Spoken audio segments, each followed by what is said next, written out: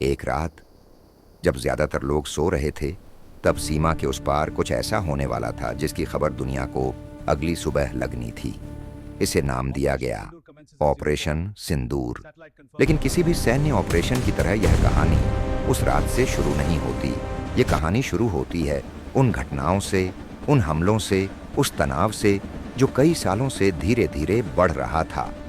भारत और पाकिस्तान के बीच सीमा पर तनाव कोई नई बात नहीं है, लेकिन पिछले कुछ वर्षों में सीमा पार से होने वाली घुसपैठ, आतंकवादी हमले और नियंत्रण रेखा पर लगातार बढ़ती गतिविधियों ने हालात को बहुत संवेदनशील बना दिया था।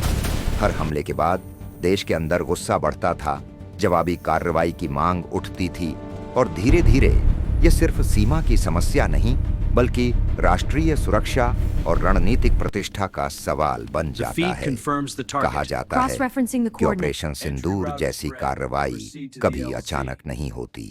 इसके पीछे हफ्तों और महीनों की तैयारी होती है। खुफिया एजेंसियां जानकारी जुटाती हैं, सैटेलाइट से तस्वीरें ली जाती हैं, ड्रोन से निगरानी होती है, दुश्मन के ठिकानों, लॉन्च पैड्स और मूवमेंट पैटर्न का विश्लेषण किया जाता है और फिर तय किया जाता है कि कब, कहां और कैसे हमला करना है ताकि मिशन सफल हो और जोखिम कम से कम हो। फिर वह रात आई जब इस ऑपरेशन को अंजाम दिया गया। स्पेशल फोर्सेस तैयार थीं, तकनीक तैयार थी और सबसे महत्वपूर्ण, टाइमिंग तय थी।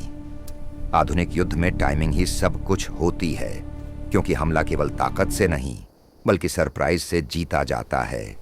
इस ऑपरेशन का उद्देश्य लंबा युद्ध छेड़ना नहीं था, बल्कि एक सीमित, सटीक और तेज कार्रवाई के माध्यम से एक स्पष्ट संदेश देना था कि अगर हमला होगा तो जवाब भी दिया जाएगा, और वह जवाब सीमा के इस पार नहीं बल्कि उस पार भी पहुंच सकता है। लेकिन हर सैन्य ऑपरेशन के बाद असली खेल शुरू होता है। कूटनीति का खेल, अंतर्राष्ट्रीय दबाव का खेल और मीडिया नैरेटिव का खेल।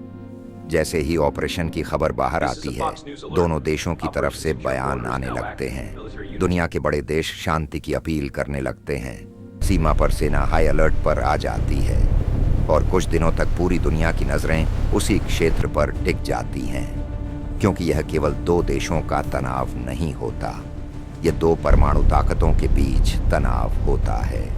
ऐसे समय में एक छोटी सी गलती भी बड़े युद्ध का कारण बन सकती है। इसलिए सैन्य कार्रवाई के साथ साथ बैक चैनल डिप्लोमेसी भी चलती रहती है ताकि स्थिति नियंत्रण से बाहर न जाए। लेकिन इन सब के बीच एक और सच होता है। सीमा के पास रहने वाले आम लोग, जिनके लिए हर गोली की आवाज सिर्फ खबर नहीं बल्कि डर, अनिश्चितता और अपना घर छोड़ने की मजबूरी बन सकती है।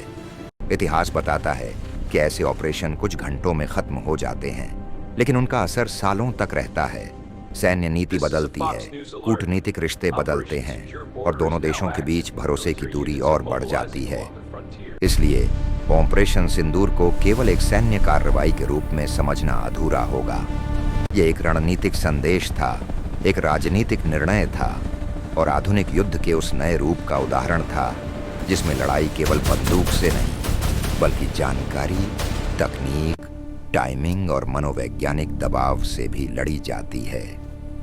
और शायद यही इस पूरी कहानी का सबसे महत्वपूर्ण हिस्सा है। कुछ ऑपरेशन नक्शे नहीं बदलते, लेकिन इतिहास की दिशा पर असर जरूर डालते हैं।